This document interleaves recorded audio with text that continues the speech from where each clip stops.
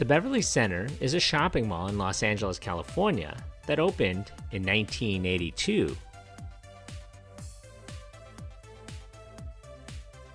If you've clicked onto this video, then you know what today is. It's Monday, Mall Madness.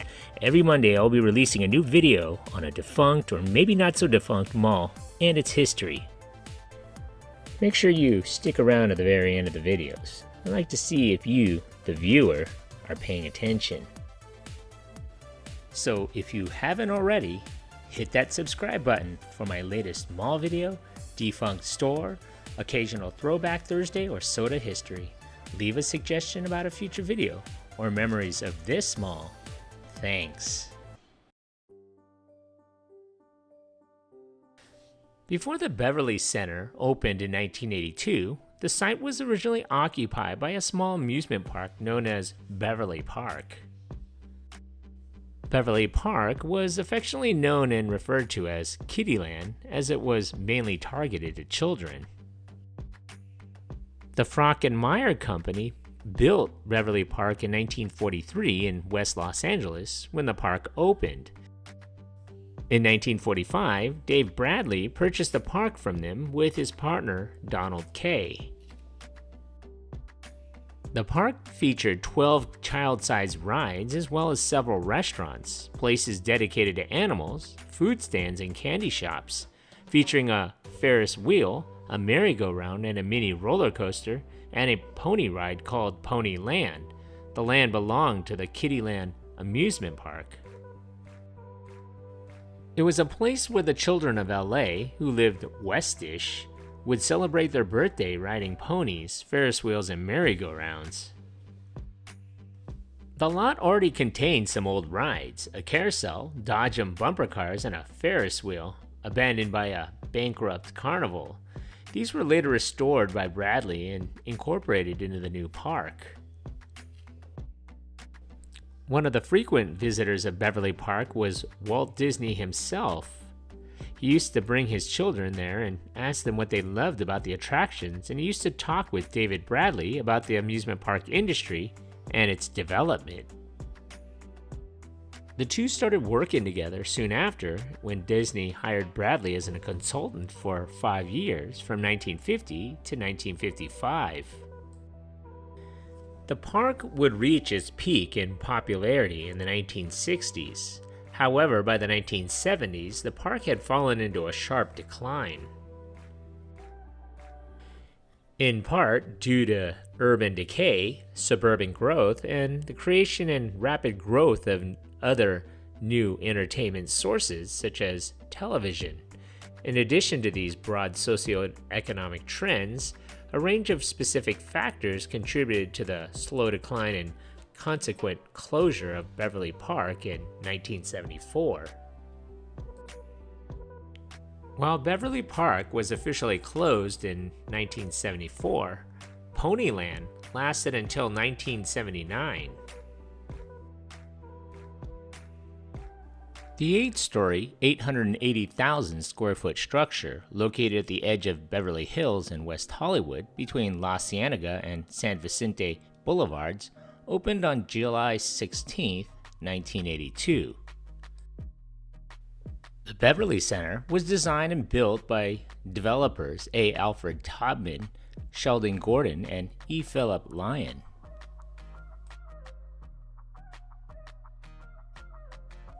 The Beverly Center was originally anchored by Bullock's and the Broadway department stores. Many also recall the Bev for its then hip new restaurant, the Hard Rock Cafe, which was the first in the United States and third in the chain. In addition to serving food, it showcased both local and big bands. The Beverly Center retained a strong image as a high-end shopping center. Its other connecting restaurant was the California Pizza Kitchen. The mall was a novel attraction for all ages. It was a favorite destination for lovers of foreign and indie movies, which screened in its 14-screen multiplex on the top level. The unusual shape and lack of street frontage along San Vicente Boulevard are the result of both its position at the intersection of a number of angled streets and its location above the Salt Lake oil field. As mentioned before, the mall opening featured the debut on July 16, 1982, of a multiplex movie theater containing 14 screens, then the largest number of movie screens in any U.S. multiplex shopping mall. Even though the movie theater was located in Los Angeles, the opening was newsworthy enough to warrant a full article in the New York Times. By the late 1980s, 3 smaller screens were removed on the main floor so 2 larger auditoriums could be built on the roof. The Beverly Center was the setting of the 1991 movie Scenes from a Mall, starring Bette Midler and Woody Allen. The mall's interior mall scenes were filmed between the Beverly Center and the Stamford Town Center in Connecticut. In 1993, Bullock's opened a separate Bullock's Men's Store. But less than 3 years later, in 1996, the Bullock's Men's Store, as well as Bullock's, would close. They would reopen, and the stores were renamed Macy's.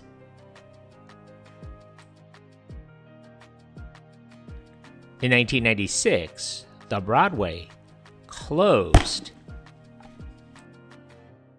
In 1997, Bloomingdale's would occupy the vacant Broadway building. The Beverly Center played a part of the plot near the end of the 1997 disaster thriller Volcano, starring Tommy Lee Jones and Anne Heche. A triage and child care center for neighboring Cedars-Sinai Medical Center was set up in the mall's Hard Rock Cafe. This was evacuated when a geyser of lava erupted out of the San Vicente Boulevard, threatening the structure and its occupants. The Beverly Center was shown briefly in the 1997 film Selena, where Selena, played by Jennifer Lopez, and her friend went shopping at an upscale store in the mall before Selena attended the Grammy Awards. In 2004, Taubman Centers, the public real estate investment trust and successor to A. Alfred Taubman's shopping center interests, purchased its partner's minority investment stake in the property. The Beverly Center underwent a renovation from 2006 to 2008. These renovations included reconstructing the escalators visible from the outside. In 2006, the Hard Rock Cafe would close.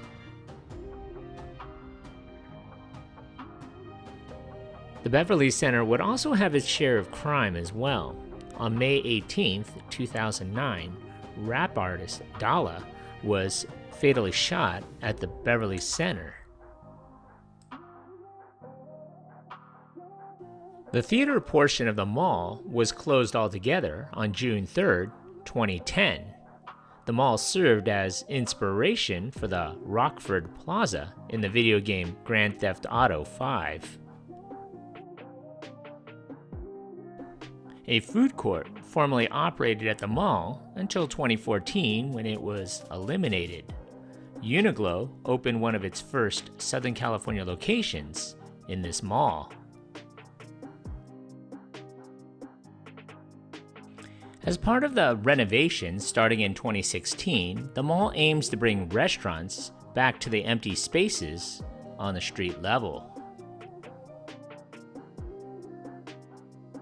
In March of 2016, the center underwent a major renovation that aimed to add a food hall and several new street-level restaurants and a skylight. Renovation costs were given about $500 million.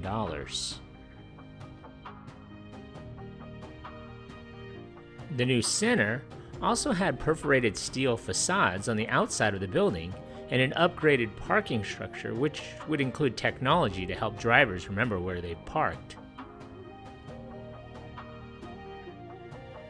I visited this mall for the first time in November of 2023. I've been to many malls, but this was the first mall that was literally 8 stories high. With that being said, to me, it appears to be 3 levels for this mall. I came here on a Monday around noon and the mall was pretty quiet. Maybe mall traffic picks up later or maybe on the weekends. This mall reminds me a lot of the South Coast Plaza with a bunch of high-end stores. One thing is for sure, due to the rampant amount of shoplifting and smash and grab robberies going around this country, it is kind of refreshing to see so many mall security, as well as stores hiring their own security details to watch their stores. Maybe it's just me, but I must have counted about a dozen mall security guards walking around. I guess it's better to have too many than not enough, right? Going back to crime, in 2021, a popular podcast host named Matt George, who co-hosted She Rates Dogs, which focused on relationship advice and dating stories, was killed by a vehicle driven by a hit-and-run driver near the Beverly Center. In April of 2022, in broad daylight, Eric Jackson was putting his shopping bags into a friend's car outside the Beverly Center when he was pistol whipped by a man who demanded his $30,000 Rolex. On a lighter note, customers remember the pet store, Traffic, Sanrio, Starkey's Pizza and Cafe, La Cadeau, Sbarro's, Sam Goody's, P.F. Chang's, FAO Schwartz, the Walden Bookstore, and a fashion store called Ice.